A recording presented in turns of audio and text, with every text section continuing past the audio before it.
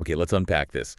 We are diving into a topic that causes more entrepreneurial anxiety than pretty much any other. Pricing. Pricing, yeah. If Yeah. you've ever built something brilliant, a killer service, an essential product, and then you've just felt that sinking terror when you had to put a dollar figure on it, Hmm. this deep dive is for you. The fear is always the same, right? It's if I charge what I'm actually worth, no one will buy it. Maybe I should just charge a little less. Exactly. Maybe I'll just knock a bit off. So we're going to confront that imposter syndrome head on. And we have to. The core question we're asking today really is this.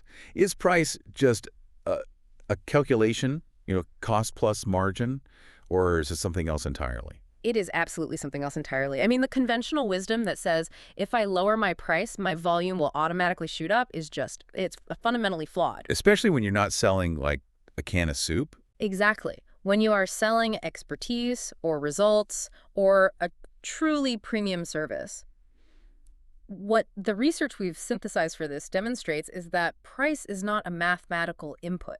Okay. Price is a psychological signal. The psychological signal.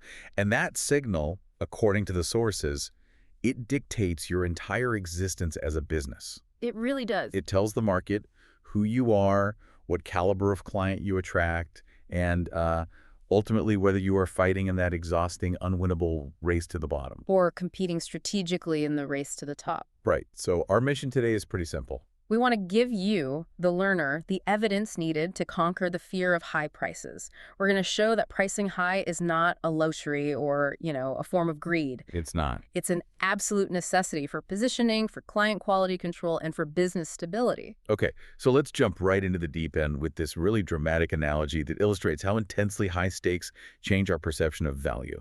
This comes straight from the source material. I love this one. Imagine for a moment the absolute highest stakes possible. You need brain surgery. Okay. High stakes, zero tolerance for error. This is a perfect psychological setup. You find two surgeons. Surgeon A is running a terrifying special. Nice special for brain surgery. Yeah. They're the cheapest in town. Their website is just screaming about discounts, 2-for-1 lobotomy special. Oh, wow. They're competing purely on price.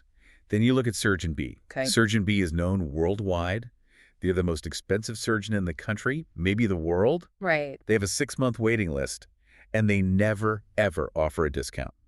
Their price is completely non-negotiable. Now, which one are you calling? My answer is so obvious, and it illustrates this massive human truth. I mean, I am running for Surgeon B, and I'm not even questioning the fee. The 2-for-1 deal doesn't make me think, wow, what a bargain. No. It makes me think, what's wrong with Surgeon A? Are they practicing on me? Exactly. And that is the core psychological takeaway for any premium service provider.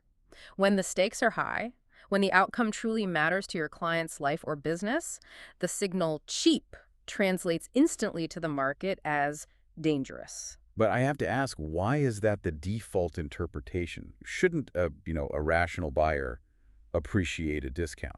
Rationally, you'd think so, but psychologically, no. Think about what a low price signals about demand. Right. If Surgeon A is constantly running discounts, it suggests they don't have enough referrals, they can't command a high price, and they might be desperate. And in the context of a high-stakes decision, desperation is terrifying. It's the last thing you want. Conversely, Surgeon B's price, their non-negotiable boundary, it signals competence and confidence. It says, my schedule is full. My results speak for themselves. I don't need your business. I don't need your business, but if you meet my standard, I will deliver. It's a signal of authority. So if I'm lowering my price to try and beat the competition, the market is instantly decoding that as, I'm a commodity, I'm desperate, I'm not that good. You're putting yourself in a completely different category.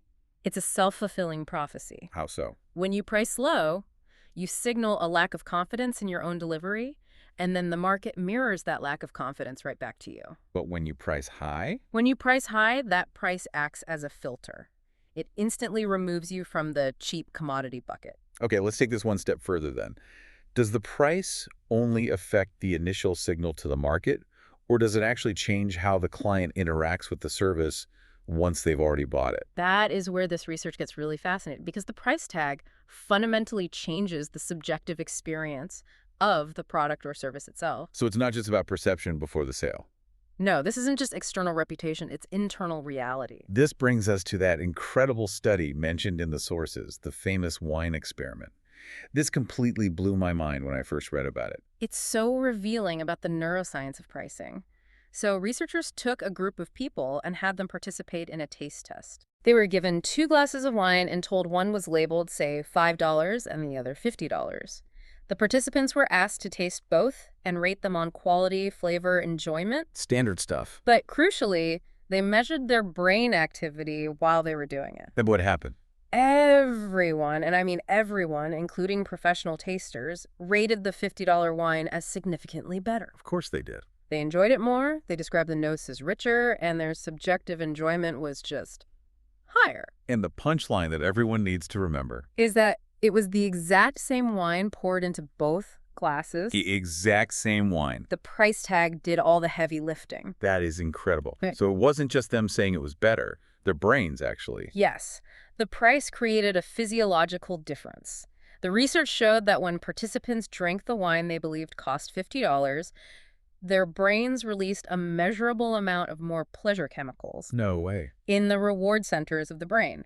The price tag literally made the wine taste better. Wait, so the implication for any service we sell, a coaching program, a design project, high-end consulting, is that if I sell my expertise cheaply, my clients will subjectively value it less. And feel fewer results. Precisely. Wow. If a client pays you, say, $500 for a detailed strategic plan, they will, on a neural level, feel greater satisfaction and perceived effectiveness than if they paid $50 for the exact same information. So my cheap price is actually undermining the perceived quality of my own work. You are actively sabotaging your results by undercharging. That leads us directly to the great entrepreneurial nightmare, the paradox of pricing. And this is so well documented in this material. I swear, every service provider I know has lived this. The paradox is simple, isn't it? The clients who pay the least are almost universally the ones who demand the most of your time and energy. They are the headaches. They show up late. They argue about the process. They demand constant hand-holding. They complain about the results. All of it. Meanwhile, the clients who pay the most, the premium clients, are the most respectful, the easiest to schedule, and the most focused on collaboration.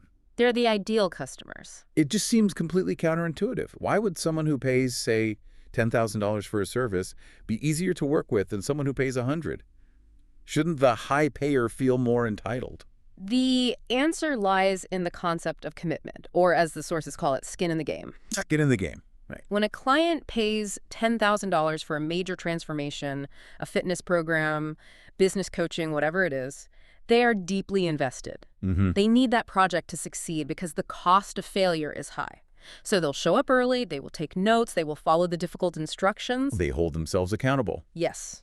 The price acts as a commitment device. They aren't going to squander their investment. It's just too expensive to fail. Exactly. Now, you compare that to the client who paid $100 for a quick course or a cheap service. If they fail, they just shrug. Oh, well, I lost $100. There's no real investment, no commitment, and therefore no personal accountability tied to that price tag. So they're looking for you to do all the work. They're not looking to invest themselves in the process. That makes perfect sense. Yeah. So the price isn't just filtering people by wealth. No, not at all. It's filtering them by seriousness and willingness to commit. Which brings us to strategic positioning.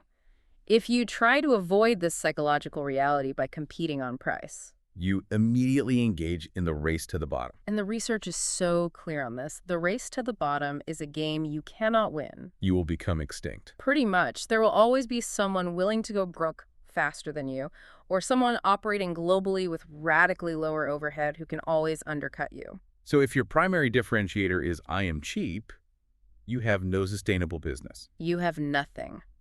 The necessary alternative is the race to the top. which involves differentiating your offering so deeply through quality, reputation, and experience that the price just changed. It ceases to be the primary decision factor. Right, it becomes secondary to the value you're providing. Let's use the quintessential example of winning the race to the top with a commodity. Starbucks. Perfect example. Coffee is, fundamentally a commodity. I can make an excellent cup at home for maybe 10 cents. Yeah, the raw cost is almost nothing. Yet Starbucks commands $5 for that same cup. That's a 5,000% markup over the raw ingredient cost. It's insane. They are the masters of premium positioning. But what exactly are they selling? It's not just coffee. It's not the coffee. They are selling what they famously call the third place. A clean, reliable, quiet environment between home and work. They sell status, predictable quality, and comfort. And that $5 price tag allows them to afford all of those things. All of it. Leather chairs, the excellent Wi-Fi, the clean bathrooms, the reliable supply chain. They successfully transcended the commodity market by baking value into the entire experience. And they use the price to fund that experience. Exactly. That example perfectly illustrates the most vital economic function of premium pricing: margins. Because that $5 isn't just money, it's what the sources refer to as oxygen. I love that metaphor. Think about the two economic models side by side. If you're operating in the race to the bottom, making, say, $1 of profit per item, Yeah. you need 1,000 customers just to pay the average commercial rent. That requires constant, stressful scrambling. You have to screen for attention and sacrifice quality for volume. It also means you can't afford to take risks or innovate. You're always on the brink. You can't afford a single mistake. You certainly can't afford to invest in treating a customer like a king because you need the next 999 customers just to keep the lights on. So that lack of margin, that lack of oxygen, Yeah. it prevents quality and innovation. It suffocates them. Now contrast that with the race to the top model. Yeah. If you charge a premium and structure your business to make $1,000 profit per item, You only need one customer to meet that same rent goal. just one, And that margin is your oxygen supply. With that breathing room, you can spend hours over-delivering for that single high-caliber customer. you can afford to innovate, hire the best talent, refine your process. And this continuous excellence further justifies your premium price, which makes the next serious client even easier to attract. It becomes a virtuous, self-reinforcing cycle of quality and stability.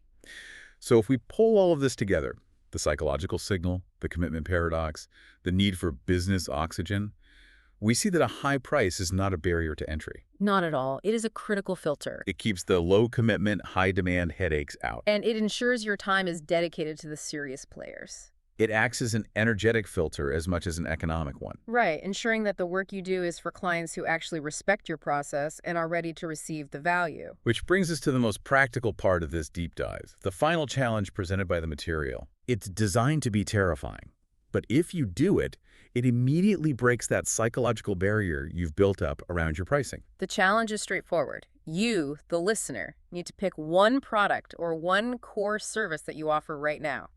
Don't procrastinate on this. And then you must raise the price by a substantial, uncomfortable amount. 20%, 30%. Or even 50%. Yeah. Make it a number that makes you nervous. And here is the crucial element of this challenge. You must not apologize for it. Do not. You do not send an email explaining that costs have gone up or we've added more features. You just change the number. You let the new price speak for itself. So what's the anticipated outcome based on the psychology we've explored? Well, you might lose some people. You might lose the bottom 20% of your existing client base. And we say, good riddance. Right.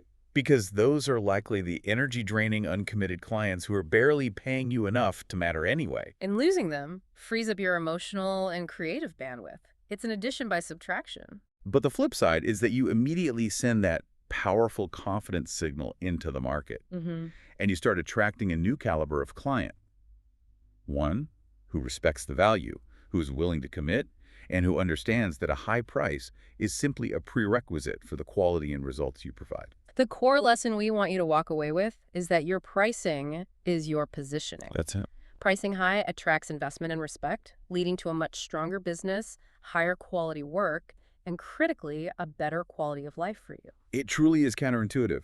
We're taught that the path to success is hustling and selling more, but often the easiest path to stability is actually to charge more and serve fewer, better clients. It's a complete shift in mindset, and that's why understanding the underlying psychology is so essential. We focused today on the signal of price. Right.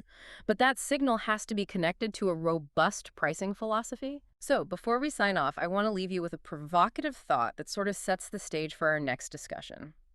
The material introduces this concept of the locksmith who was punished for being too good. Oh, that's a great one. And it leads us to the difference between value-based pricing and cost-plus pricing. Two totally different worlds. Completely. So consider this. Is your current price rooted in how much it costs you in time and materials to deliver the service? That's cost plus. Right. Or is it rooted in the immense value and transformation you create for the customer? That's value-based. Which philosophy does your current pricing model truly reflect? It's a tough question to answer, honestly. It is, but you should mull over that question as you take on the challenge. And if that 50% price increase challenge made you immediately sweat, you know you are on the right track. Thank you for joining us for this deep dive into the psychology of premium positioning. We'll see you next time.